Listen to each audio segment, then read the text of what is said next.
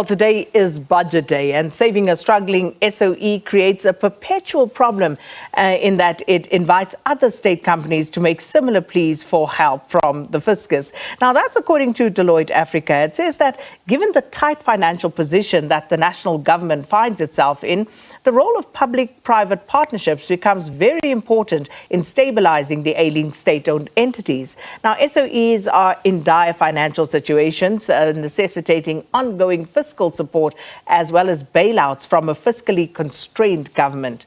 Finance Minister Enoch Godongwana will deliver his budget speech later today, and this will lay out the government's spending priorities, its revenue collection measures, and also updated economic forecasts for the coming year.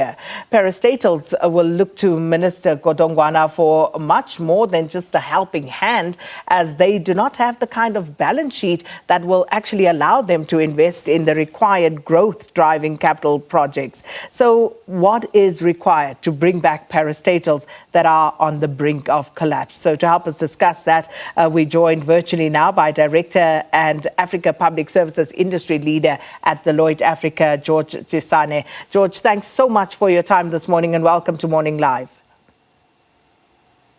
Thank you, Sakina. Good morning to you and to the viewers.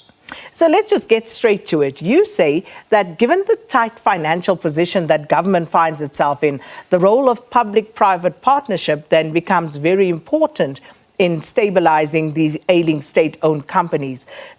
Please expand, because I would imagine this is what we were told is being done.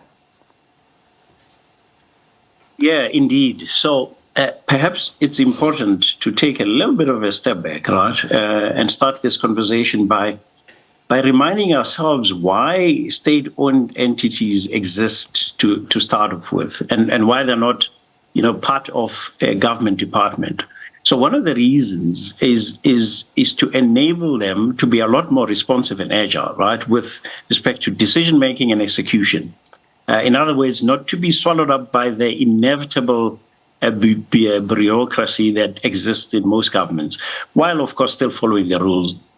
And state-owned entities are important because they exist to facilitate economic growth, service delivery, and employment.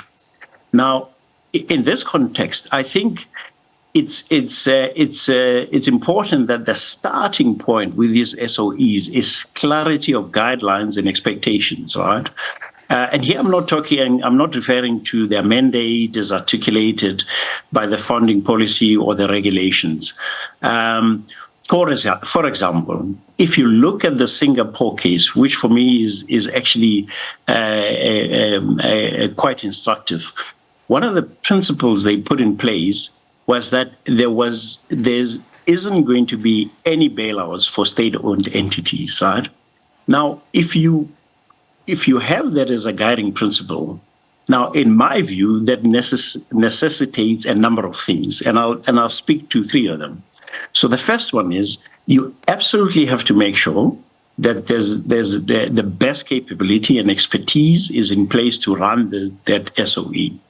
In other words, really the best people for the job. Secondly, I think it requires an incredible focus on governance and sound management principles, right? Now, even though the primary objective of the SOE is not to turn a profit, there are still businesses that must be run efficiently and effectively. And then I think the third important point here is consequence management, right? Throughout all the levels of the SOE, and also of the shareholder and by the shareholder. So for me, and I guess these are some of the things that we've missed, right? And we find the state-owned companies where they are. Now, the public-private partnership issue is an important one, because if you look at most of these state-owned entities, their balance sheet is not great. They have lots of debt, so they are not able to do even the basic things of refurbishing the infrastructure or building new infrastructure. And that's where the public-private partnership becomes important, right? Because potentially there's a capital injection from the private sector, and the private sector and the public sector then working together to make the country work. So here's the conundrum, George, because as you say, public-private partnerships, and the operative word there should be a partnership. Let's look at the example of South African Airways. So what should that partnership look like? When you bring in an equity partner for a failing state-owned entity, surely they should make things better for said state-owned entity. Now you have the situation, and I'm using this as an example because I think it's a good one. SAA then goes and takes to the skies again after the appointment of an equity partner. The equity partner still hasn't put anything into SAA.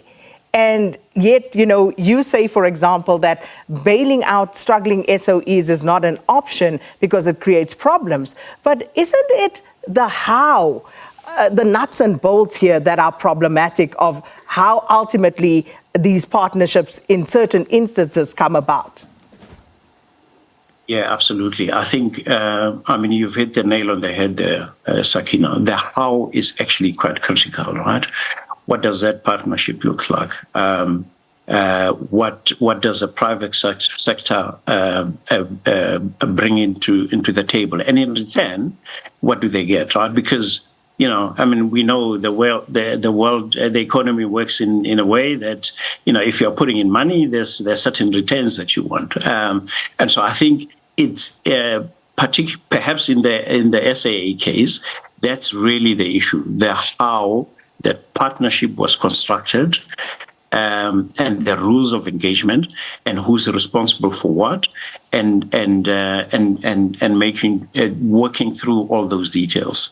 And if you look at it, George, for example, if you look at 331 billion rand is what government actually spent on bailouts for SOEs since 2013. And of course, a lot more in terms of just underwriting some of the debt and the loans that state-owned entities would take out. If you look at how much we have already spent on these, if you look at how they are run into the ground, you said something earlier about the management, the lack of consequence management, for example, the fact that these state-owned entities are not well run. That doesn't even take into account the sheer corruption that is taking place at these state-owned entities. Is that not where we should be focusing our attention in terms of running these entities well, the way they can and should run? Because these are entities, you take Denel, you take Eskom, these are entities that not too long ago were making, profits. They were running great world-class businesses. Absolutely. And earlier on, I highlighted three things, right? And you've spoken about the consequence management. And I think the other two areas that I highlighted were really about capability and expertise, right? The best people for the job. That's for me becomes a non-negotiable. Then I think the second thing that I spoke about was the focus on governance, right? And making sure that there are no governance failures, but also that there are sound management principles, right?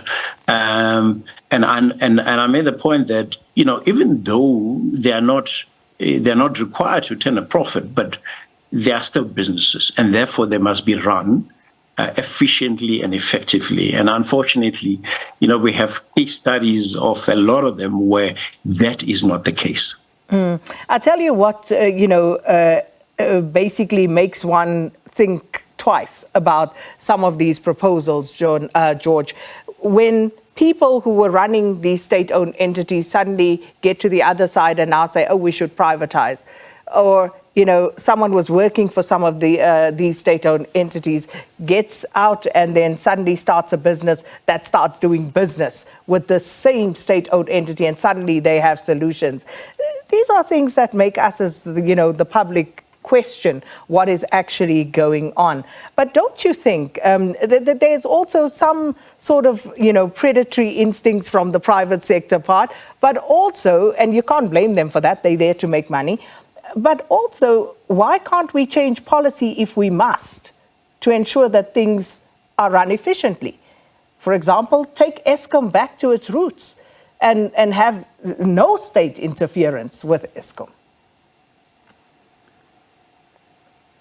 Look, one of the things I think that the minister made mention of in the medium-term budget policy statement is the reform of the state-owned entities. Right? Not much detail there. So for me, that's one of the things I am looking forward to in this budget speech, to understand what that looks like. How much is that going to cost? And hopefully a little bit of detail there, because you are right. There's always, where there are human beings are always trying to find shortcuts and gaps. So predatory instincts, as you call it. And so for me, I think let's understand what that reform looks like, because for sure, there's a reform required in terms of these state-owned entities, but as to what government is thinking in that regard, I guess we'll hopefully find out soon. Indeed, we shall. And of course, it's an election year. We'll take a look at those manifestos and what they promise. And of course, not so long before we will know. Thanks so much for your time this morning, George Tshesane, who's the Director and Africa Public Services Industry Leader at Deloitte Africa, speaking to us about state-owned entities and how to possibly stabilize the ailing state-owned enterprises in our country. Let's take a quick break.